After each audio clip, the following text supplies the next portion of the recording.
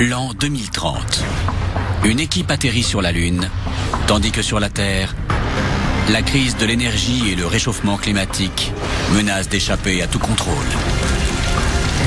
La mission de l'équipe est de tester une nouvelle haveuse destinée à extraire une précieuse ressource naturelle lunaire afin de la rapporter sur Terre.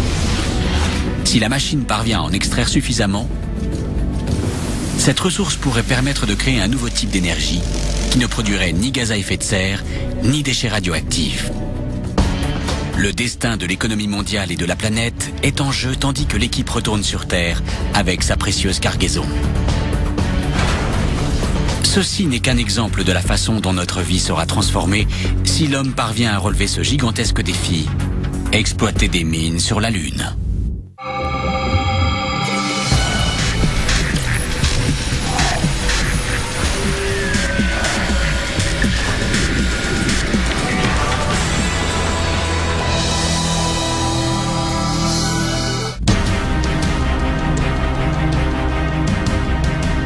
À 385 000 km de la Terre se trouve son seul satellite naturel, la Lune.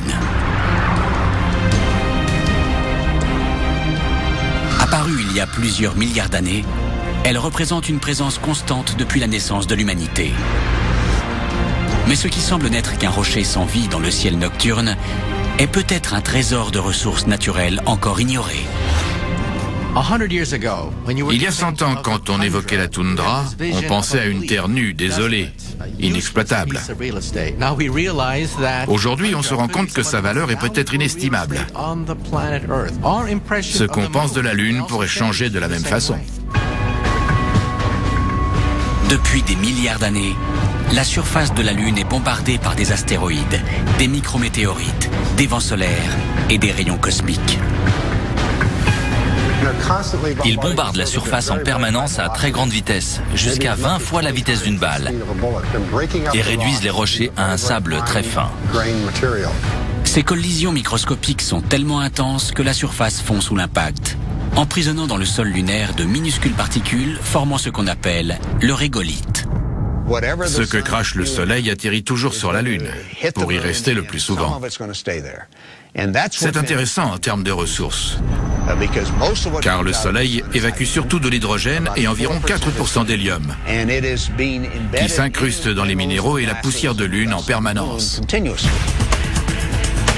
Ces gaz prisonniers du régolithe sont les précieuses ressources naturelles que les chercheurs convoitent. Exploiter ces gaz éviterait à des équipes d'astronautes d'avoir à apporter ces précieuses ressources de la planète Terre.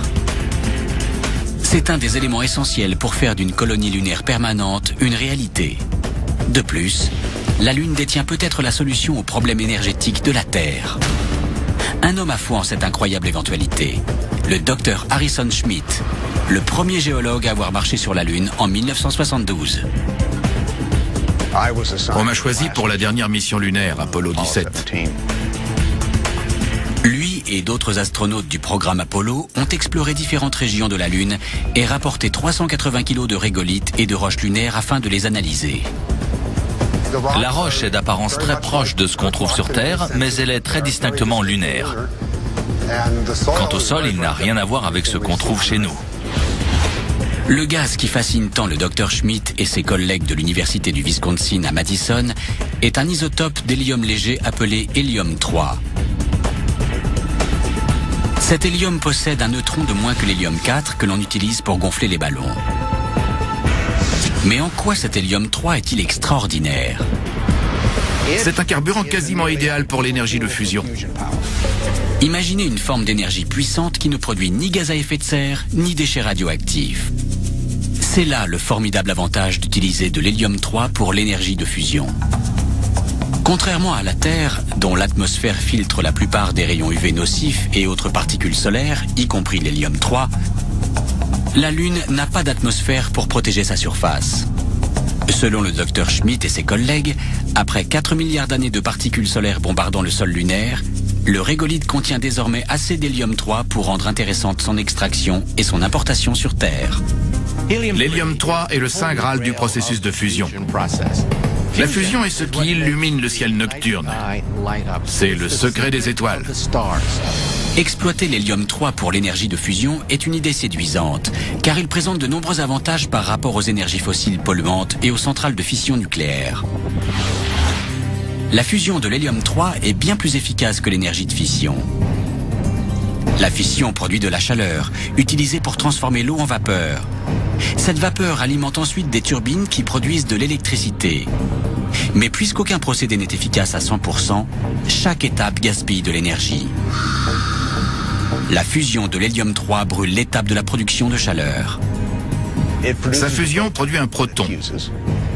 Et ce proton est converti directement en électricité. On ne gaspille rien contrairement au cycle de la chaleur. Le deuxième avantage de la fusion de l'hélium-3 est la propreté du procédé. La fission nucléaire et les autres types de fusion génèrent de dangereux déchets radioactifs. La raison d'une telle différence se trouve dans la minuscule structure atomique des carburants.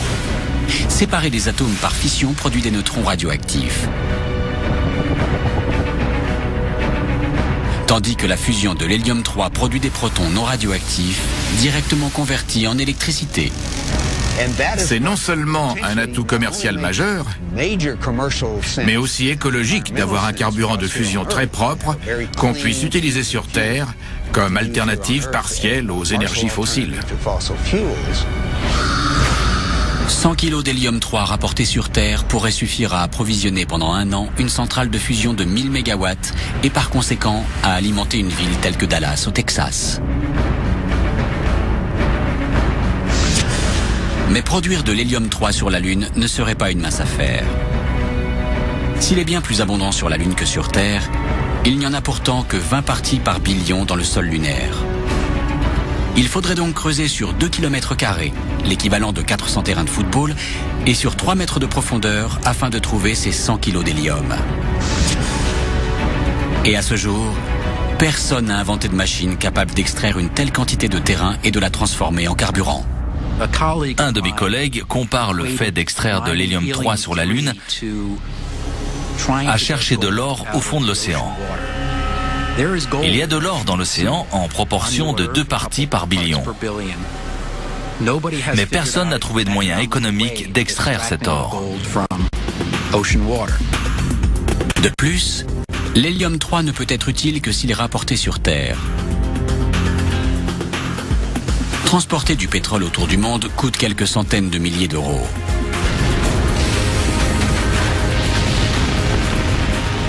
Rapporter de l'hélium-3 de la Lune est estimé à plusieurs centaines de millions d'euros.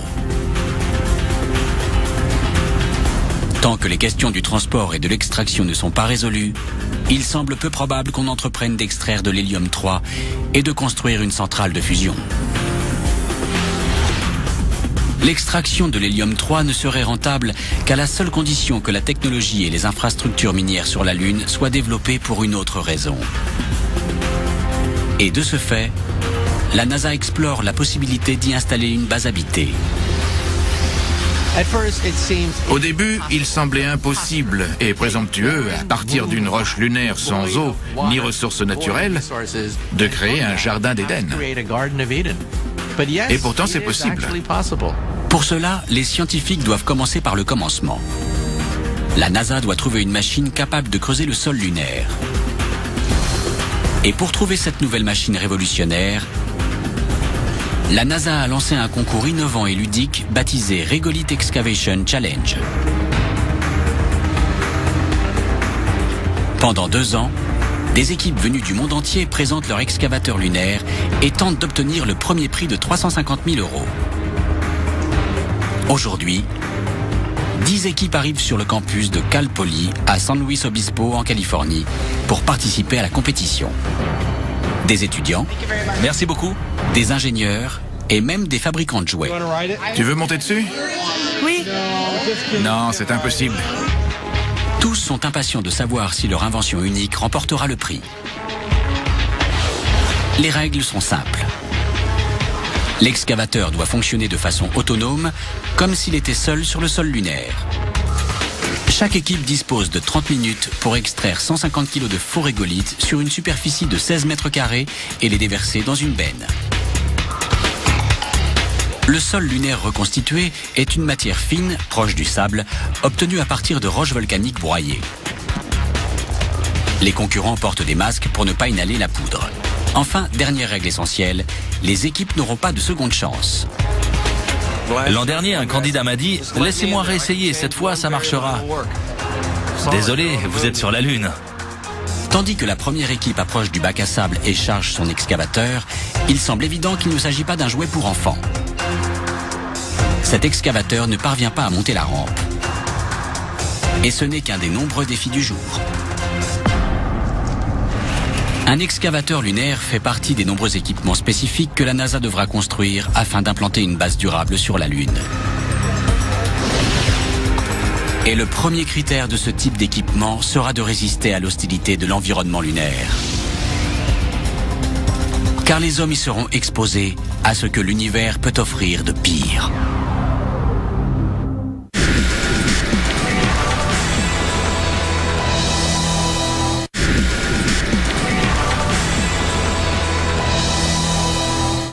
Un jour, l'hélium 3, gaz rare qui existerait en quantité suffisante sur la Lune pour être exploité, pourrait être la source d'énergie qui libérera le monde des énergies fossiles et de la fission nucléaire radioactive.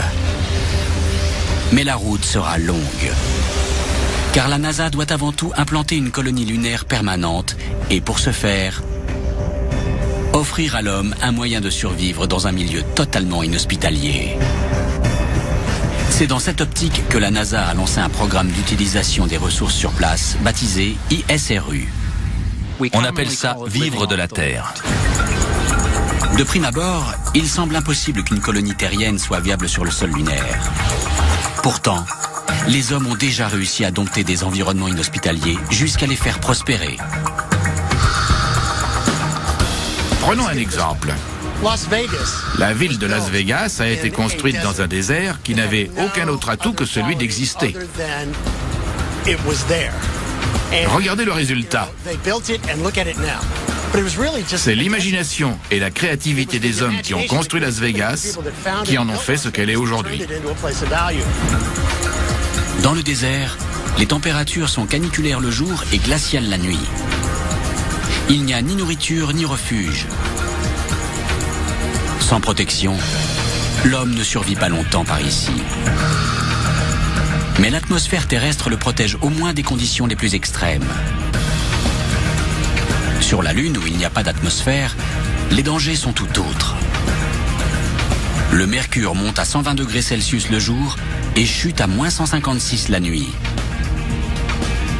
Et la moindre déchirure dans la combinaison spatiale d'un homme l'exposera au phénomène de vide spatial. Des éruptions solaires peuvent jaillir à tout moment et brûler la surface de la Lune. Les habitants n'auront que quelques minutes pour se mettre à l'abri avant de succomber à une surdose de radiation. La seule façon pour l'homme de survivre sur la Lune est de le protéger de ces conditions imprévisibles. Et il existe une merveille de la nature sur Terre susceptible d'inspirer la NASA dans sa quête. Les tunnels de lave. L'île d'Hawaï est dominée par deux énormes volcans, le Mauna Kea et le Mauna Loa. Et non loin de là, le Kilauea exprime sa colère en crachant ça et là quelques jets de lave. Les tunnels de lave sont le résultat d'une coulée de lave en fusion. Les éruptions sont si puissantes que la lave fait fondre la roche, créant ainsi un tunnel de circulation pour une prochaine coulée de lave.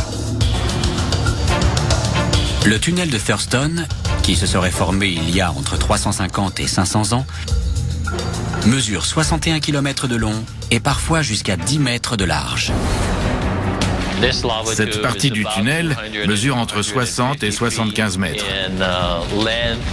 S'il était sur la Lune, son épaisseur fournirait la protection adéquate contre les rayons cosmiques.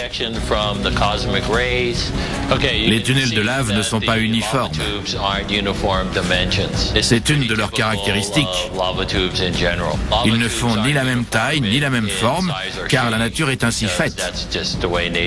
Elle n'est pas parfaite. Les tunnels s'agrandissent dans les chambres supérieures et inférieures, et on voit bien qu'il y a des couches de lave différentes.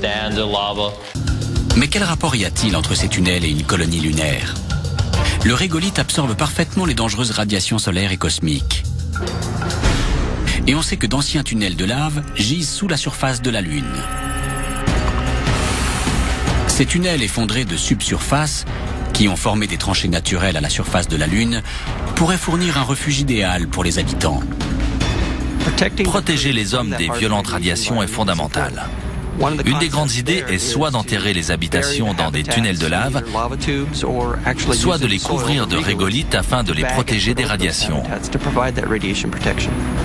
Construire des habitations souterraines ne serait pas une mission impossible. La NASA a déjà prouvé l'efficacité de ces abris gonflables dans un environnement aussi extrême que l'Antarctique. Les abris gonflables sont composés de plusieurs couches de matériaux qui sont pressurisés, gonflés, puis rigidifiés afin de créer une structure suffisamment résistante. Ces abris gonflables permettront peut-être à la Lune de revêtir un nouveau visage. On va commencer par envoyer quelques petites habitations en guise de test. Et à partir de là, on construira des infrastructures. D'autres pays pourront nous rejoindre et apporter leur propre matériel. On peut imaginer une sorte de New York multiculturelle faite de langues et de populations différentes et des échanges commerciaux de la Terre à la Lune. C'est un avenir palpitant. L'histoire de la civilisation est l'histoire d'êtres humains qui ont exploré le monde, exploité de nouvelles ressources, créé de nouvelles industries et sources de commerce. Si ça a fonctionné sur Terre, il n'y a pas de raison que ça ne fonctionne pas sur la Lune. Élaborer un habitat efficace n'est qu'un des nombreux obstacles que la NASA devra surmonter avant que des hommes envisagent d'emménager sur la Lune. Il lui faut notamment choisir un lieu où le sol sera généreux, et cela signifie se rapprocher des matières premières. Tout comme les chercheurs d'or en Californie, les scientifiques doivent avant tout prospecter afin de trouver le gisement idéal. Une erreur d'emplacement pourrait s'avérer fatale pour les nouveaux habitants. Sur Terre, les mineurs prennent des risques pour découvrir des trésors souterrains. Ils suivent toujours 3 étapes clés pour réussir. La première étape est de prospecter afin de déterminer les ressources, l'emplacement, la quantité et savoir exactement ce qu'on cherche. Il faut ensuite excaver, creuser à proprement parler là où les ressources sont disponibles. Et enfin, extraire ces précieux matériaux qu'on souhaite exploiter. Exploiter un gisement sur la Lune comptera aussi ces 3 étapes. Prospecter, excaver et extraire. Mais le processus sera bien plus complexe que sur Terre. Actuellement, aucune technologie minière n'est parfaitement adaptée à la Lune. On ne peut pas utiliser du matériel de soudage classique ni de moteur à combustion interne. L'essence est sans effet sur la Lune. Il faut de l'oxygène pour obtenir une combustion. Sur la Lune, il n'y a pas d'air pour alimenter nos machines. Si l'environnement lunaire est fatal pour les hommes, il est incroyablement éprouvant pour les machines. Les gigantesques variations de chaleur peuvent détruire le matériel. Le vide spatial use les joints et entraîne des fuites. Le manque d'humidité fait grimper les charges statiques à un niveau dangereux. Et le sol lunaire est extrêmement fin et abrasif. Exposer un système électronique à du régolithe peut avoir raison d'une machine en très peu de temps. Mais si la NASA apprend à surmonter ces obstacles, la possibilité d'une colonie lunaire pourrait devenir réalité.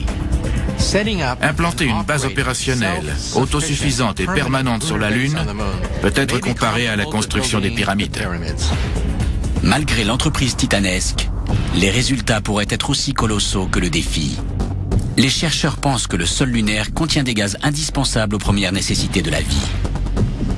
Des échantillons rapportés de l'équateur lunaire au cours des missions Apollo ont démontré que l'oxygène, l'hélium et l'hydrogène expulsés par le Soleil s'imprégnaient dans le sol. Mais ces échantillons ne représentent qu'une infime partie de la surface lunaire. Dans les années 1990, 2 satellites, Clémentine et Lunar Prospector, ont exploré à distance la majeure partie de cette surface. Des analyses au spectroscope ont révélé qu'il pouvait y avoir de l'oxygène n'importe où sur la Lune. 40% du régolithe contiennent des composants riches en oxygène. On y trouverait aussi une quantité importante d'hydrogène et peut-être même de la glace hydrique au pôle. Les chercheurs vont devoir retourner sur la Lune afin de prélever de nouveaux échantillons s'ils veulent confirmer les observations effectuées par les satellites à distance. Scarab, le prototype de prospection lunaire de l'université Carnegie Mellon, sera peut-être à la hauteur de cette nouvelle mission.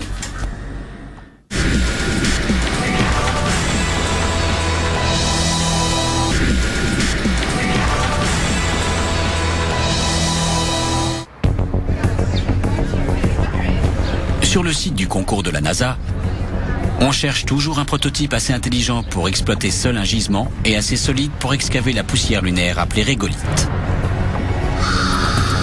L'équipe du campus, la Cal Police Robotics, apprend à ses dépens que fabriquer un robot capable de fonctionner de façon autonome dans le sol lunaire reconstitué est loin d'être facile. Désolé messieurs, ce robot n'est bon à rien. Les juges ne sont pas tendres avec les candidats. C'est de l'aéronautique. C'est le genre de choses que la NASA, les universités et les laboratoires font tout le temps. On croit que c'est simple quand on voit le rover sortir de son atterrisseur bondissant sur Mars. Mais c'est incroyablement difficile. Plusieurs équipes peuvent encore tenter leur chance. L'autonomie est un facteur extrêmement important pour n'importe quel robot censé prospecter sur la Lune. Tout d'abord parce que la Lune est tapissée de kilomètres de rochers et de tranchées. Et parce qu'aucun astronaute ne peut survivre à l'heure actuelle aux conditions extrêmes des régions lunaires désignées par la NASA. Pour sa première prospection autonome, la NASA cible les cratères polaires de la Lune. Jamais explorés auparavant, certains de ces cratères sont aussi larges et profonds que le Grand Canyon. Ils sont plongés dans l'obscurité la plus totale. Et la température moyenne est de moins 225 degrés. Parce qu'ils ne voient jamais le soleil, ils sont à moins 233 degrés Celsius, soit à 40 degrés Kelvin au-dessus du zéro absolu. À cette température, rien ne bouge, même pas les molécules. C'est extrêmement froid. Pourquoi la NASA a-t-elle choisi un tel degré de difficulté pour sa première expédition de prospection ? Les données satellites démontrent que ces cratères contiennent une grande quantité d'hydrogène, le principal ingrédient du carburant pour fusées. Et les chercheurs ont bon espoir qu'ils abritent aussi le véritable trésor de la Lune, de l'eau sous forme de glace. On oublie que les comètes sont faites de glace. Ce sont des blocs de glace sales qui flottent dans l'espace. Et tous les X milliards d'années, elles entrent en contact avec la Lune. L'eau serait la plus grande découverte possible. Non seulement les hommes disposeraient d'eau potable, mais ils pourraient séparer les molécules d'oxygène des molécules d'hydrogène afin de garder l'oxygène pour respirer et l'hydrogène pour fabriquer du carburant. Une simple base minière serait alors transformée en véritable station-service, permettant d'envoyer des équipes plus loin que jamais dans l'espace. Tandis que l'idée d'utiliser de la glace lunaire est palpitante, la réalité de la prospection et de l'extraction est un des plus grands défis techniques de tous les temps. Mais il en faut plus pour impressionner les ingénieurs du Field Robotics Center de l'université de Carnegie Mellon. La NASA leur a commandé un prospecteur lunaire car ces ingénieurs ont déjà fait leurs preuves avec des robots capables de résister aux conditions les plus extrêmes. Bienvenue au Field Robotics Center, où depuis 20 ans, on construit des robots destinés à l'exploration. Certains ne sont plus en activité, comme Hyperion, qu'on utilisait dans les régions polaires. Zoé est partie en exploration au Chili. On a conçu des robots pour opérer dans les mines, Ground Dog et Cape Crawler. Scarab sera peut-être leur prochaine grande réussite. S'il parvient à rester suffisamment longtemps dans les cratères lunaires et à explorer plusieurs régions à la recherche d'eau et de gaz volatiles. Scarab, un prospecteur lunaire, est destiné à explorer les cratères. Il doit mesurer la quantité de minéraux et de substances volatiles comme l'eau et l'oxygène contenus dans le sol. Fonctionner dans le noir est un obstacle majeur. La plupart des objets spatiaux exploitent l'énergie solaire. Mais les cratères lunaires sont si profonds que les rayons du soleil n'atteignent pas le fond. Scarab est alimenté par radioisotope. Ce mini-moteur nucléaire ne peut fournir que 100 watts d'énergie, juste de quoi faire briller une ampoule. Pourtant, Scarab doit avoir la puissance suffisante pour percer à presque 1 mètre dans le sol gelé des cratères. Le châssis doit donc peser 250 kg afin de contrer la pesanteur réduite de la Lune et les forces de torsion générées par le forage du sol. Scarab est équipé d'une perceuse centrale. Cela signifie que le foret est au centre du robot. Le robot est conçu pour percer très lentement ce matériau très sec et très froid.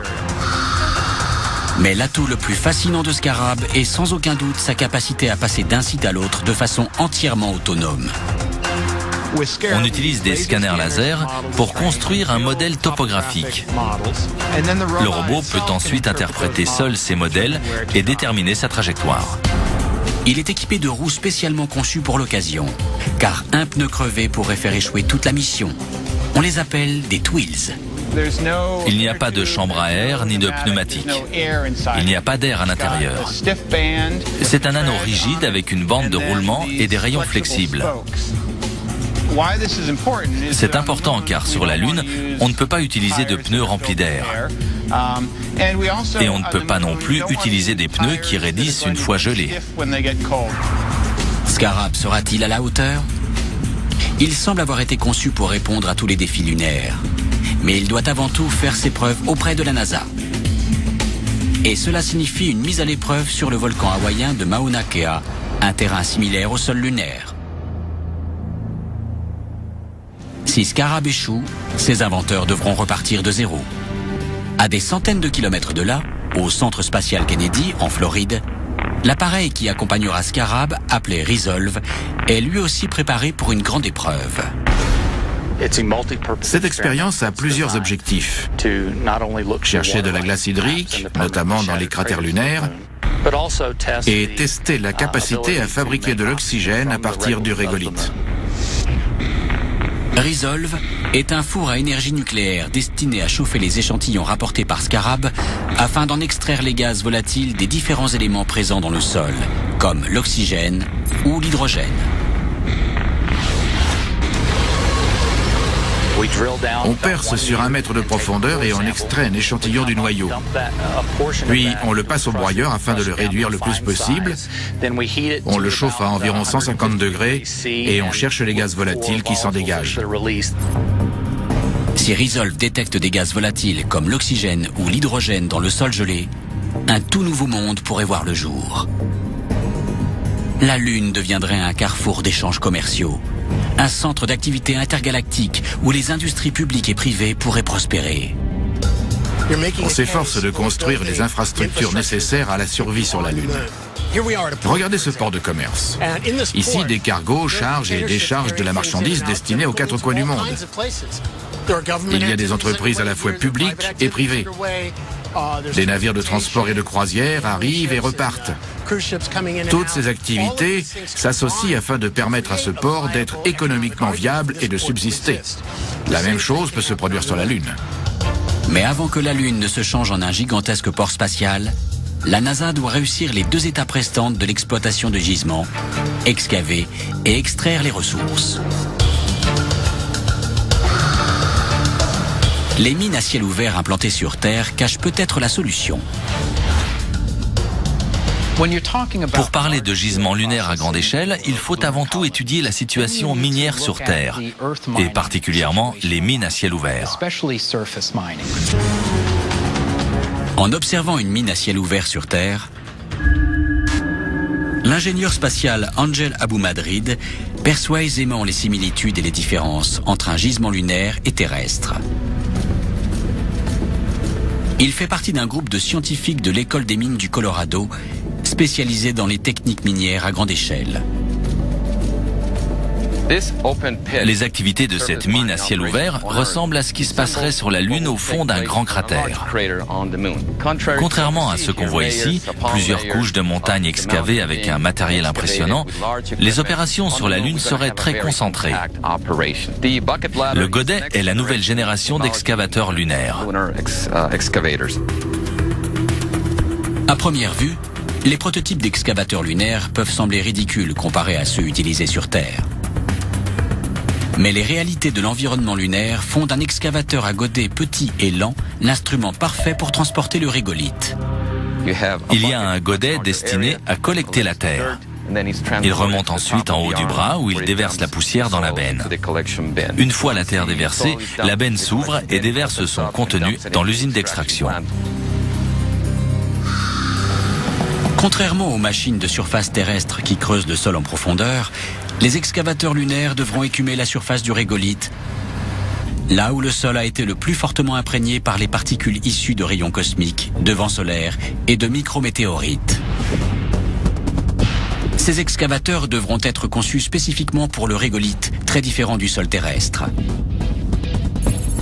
D'aspect visuel et tactile, le régolithe ressemble à de microscopiques éclats de verre. Sa poussière, plus fine que le talc, se pose plus lentement sur le sol, car la pesanteur sur la Lune représente 1/6 de celle sur Terre. Ce n'est pas comme marcher sur du sable, mais comme marcher sur du verre brisé très fin, ce qui rendra l'excavation et l'exploitation du sol lunaire extrêmement difficiles. Ce n'est pas comme manier du sable, il faut couper le régolithe. Et il est de plus en plus dense à mesure qu'on s'enfonce. Donc il faut creuser de plus en plus énergiquement. Ce sont des particules libres, mais c'est comme percer de la glace ou de la roche. Si les estimations actuelles sont justes, creuser suffisamment le régolithe pour trouver quelques molécules de ressources exploitables signifie retourner l'équivalent d'un terrain de basketball. Et même si l'on parvient à fabriquer un excavateur capable de charrier des tonnes de régolithe jour et nuit dans l'environnement lunaire hostile, il reste une dernière étape à franchir. Et il s'agit de la plus critique de toutes, l'extraction. Dans un laboratoire haute sécurité du Colorado, des chercheurs pensent avoir conçu une machine qui répondra à tous les besoins de la NASA pour l'exploitation d'un gisement lunaire. Les chercheurs du laboratoire de technologie spatiale de l'entreprise Lockheed Martin s'apprête à dévoiler un système qui devrait non seulement excaver de grandes quantités de régolithe, mais également en extraire le précieux oxygène. Ce prototype révolutionnaire s'appelle Pilot. Il permettra de produire de l'oxygène sur la Lune et possédera son propre module d'atterrissage. Pilot sera entièrement autonome. À l'atterrissage, l'excavateur sera sur un support. Puis il sera posé au sol et ira chercher tout seul la matière lunaire à exploiter. Ce qui fait de Pilot l'instrument parfait pour une implantation lunaire est sa capacité à atterrir n'importe où de façon autonome et à se rendre partout où des niveaux élevés d'oxygène et d'eau ont été détectés dans le sol. L'excavateur de Pilot utilise une roupelle. Il découpe le régolithe grâce à une série de petites lames. Elle pousse ensuite le régolithe lentement vers la benne afin d'éviter la formation de poussière. Une fois chargé, l'excavateur retourne au receveur et déverse la terre lunaire dans une benne. L'étape cruciale d'extraction de l'oxygène peut alors commencer. On hisse la benne remplie de régolithe à hauteur du réacteur, puis on l'aspire par cette vis sans fin. Le régolithe est déversé dans la chambre d'aspiration du réacteur. La forte chaleur rompt les liens moléculaires qui soudent les particules de régolithe. C'est parti. Génial. Le système d'aspiration pivote. On chauffe alors la matière à une température de 1000 degrés Celsius. Elle se mélange à l'hydrogène et forme de l'eau. Ces gaz circulent par les pompes et les réservoirs et sont condensés de ce côté du réacteur. Fabriquer de l'eau permet d'extraire plus facilement l'hydrogène et elle peut être réutilisée à des fins de vie quotidiennes. Mais la fonction principale de Pilot est de séparer l'hydrogène de l'oxygène afin de récupérer l'oxygène pour respirer. L'hydrogène est ensuite recyclé pour permettre d'extraire à nouveau de l'oxygène du régolithe. Ce système fournit assez d'oxygène pour répondre aux besoins d'un astronaute à raison d'1 kilo par jour. Pilot est une invention prometteuse pour la colonisation de la Lune. Mais avant que Pilot ou n'importe quel autre équipement ne soit envoyé dans l'espace, il doit être soumis à une ultime épreuve de terrain. Le volcan Mauna Kea est inactif depuis 4000 ans.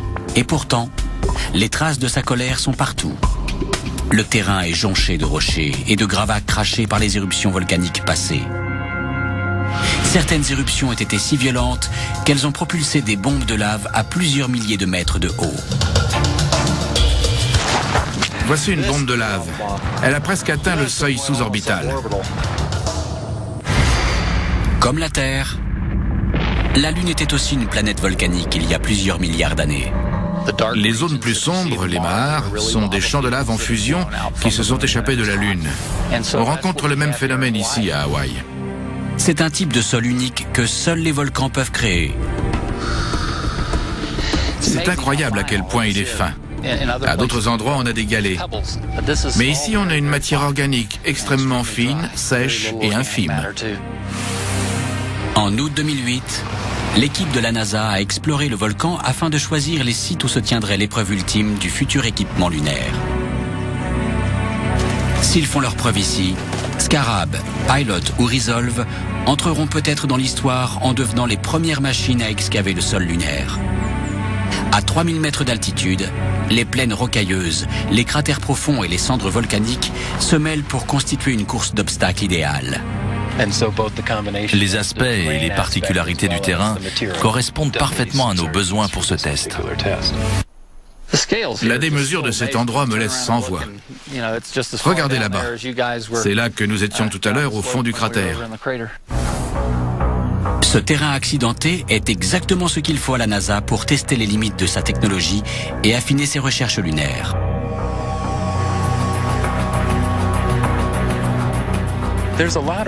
Il y a beaucoup de raisons pour faire ce qu'on va faire ici. L'une d'elles est de tester les limites du matériel, de voir ce qu'il peut faire et ne pas faire. Ce n'est encore qu'un prototype. Novembre 2008. L'équipe au complet est de retour sur le volcan avec les prototypes d'excavateurs lunaires. C'est l'heure de vérité pour Pilot, Resolve et Scarab. Tandis que les tests commencent, le vent met rapidement plusieurs machines hors jeu. Mais Pilot parvient à collecter efficacement la Terre et Scarab a manœuvré sur le terrain accidenté entre les cratères à pic, malgré le poids de Resolve fixé sur son dos.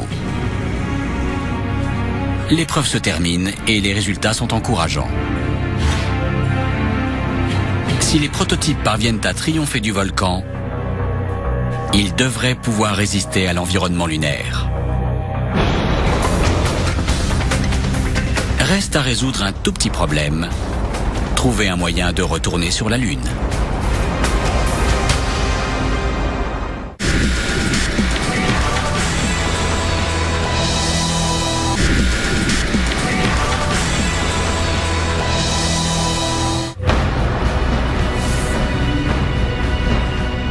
La journée se termine sur le site du concours de la NASA et les machines expérimentales ont bien du mal à évoluer sur la surface lunaire reconstituée.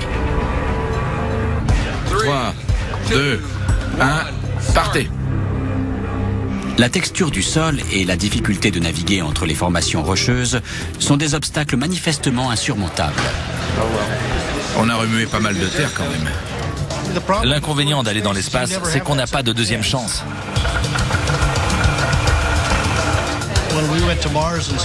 Si on est parvenu à aller sur Mars la dernière fois, c'est simplement parce qu'on a simulé l'atterrissage des milliers de fois et envisagé tous les problèmes possibles. Tandis que la 10e et dernière équipe du jour teste son prototype, sa machine échoue comme les autres au cours de la simple tâche qui consiste à déverser la terre lunaire dans la benne. C'est une grosse récompense. Tout à fait. 350 000 € sont en jeu pour le gagnant. Tous les concurrents ont travaillé dur, mais ils ont échoué. C'est un rappel amer des nombreux obstacles à franchir avant de pouvoir prospecter, excaver et extraire les ressources naturelles de la Lune. Implanter une base habitée est un défi aussi immense et complexe que toutes les missions de l'histoire de la conquête spatiale. À l'heure actuelle, nous ne disposons pas de la technologie nécessaire pour vivre sur une autre planète que la nôtre. Mais ça viendra, et ça viendra vite. Ce qui sur Terre nous paraît acquis, les routes, les excavateurs, les vivres, les habitations, devient presque impossible à envisager sur la Lune. Mais si l'humanité parvient à surmonter ces obstacles, une opportunité révolutionnaire s'offrira à elle. Une colonie durable pourrait voir le jour dans l'espace. Les hommes exploiteraient les matières premières et construiraient une ville lunaire où les voyageurs intergalactiques feraient escale avant de s'enfoncer plus loin dans l'espace intersidéral. Ainsi, la Lune deviendrait la station-service et l'entrepôt de vivres du système solaire. Cette opportunité pourrait même résoudre les problèmes énergétiques de la Terre en fournissant suffisamment d'hélium-3 pour alimenter des centrales à énergie propre. Mais la première étape de cette révolution est trouver un moyen de retourner sur la Lune.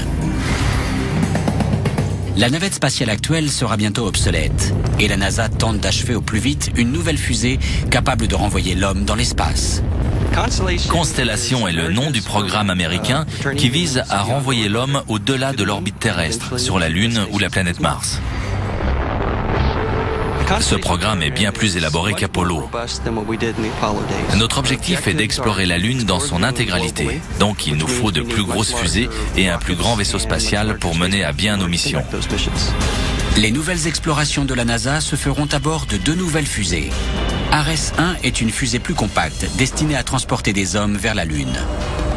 Ares-5 est son complément. Une fusée plus conséquente, assez spacieuse pour transporter des excavateurs et autres matériels miniers. Mais afin d'explorer toutes les régions lunaires, les fusées devront trouver partout une surface plane pour atterrir. Atterrir sur la Lune présente un risque conséquent. On doit à tout prix éviter les cratères et les gros rochers. C'est le plus important. On doit aussi prendre en considération l'emplacement de l'exploitation. En atterrissant, la fusée remuera de la poussière et des cailloux. On doit s'assurer que la base est assez loin pour ne pas être endommagée. Cette nouvelle génération de fusées ouvrira les portes d'une toute nouvelle conquête spatiale. Sur la Lune et au-delà. L'un des objectifs de l'exploration lunaire est le développement scientifique et économique. Mais elle nous permet aussi de tester les différents moyens d'aller sur Mars. Exploiter un gisement sur la Lune est la clé de l'implantation et de la survie d'une colonie terrienne. Mais tout comme une ville se dresse en plein désert, ou un port de pêche se transforme en grand port industriel, il faut un sens économique à l'entreprise. Si la NASA veut retourner sur la Lune et la rendre habitable, on doit créer une infrastructure industrielle profitable au plus grand nombre de secteurs économiques. Le désir de réussir est bel et bien là. Et ce rêve visionnaire se rapproche un peu plus de la réalité à chaque génération. Ce concept d'exploitation minière, qui était très futuriste il y a encore quelques dizaines d'années, est en train de devenir réalité. Tout comme l'énergie retrouvée des scientifiques, portée par un souffle nouveau, inégalé depuis 40 ans. C'est l'occasion d'essayer quelque chose de totalement nouveau, que ni la NASA ni personne n'a jamais fait avant. Quelque chose qui changera l'exploration de la Lune et de Mars. Quelque chose qui a une résonance pour le peuple américain. L'esprit des pionniers est profondément ancré dans notre culture. Je suis convaincu qu'il y aura une exploration des ressources lunaires et qu'on trouvera le moyen de les exploiter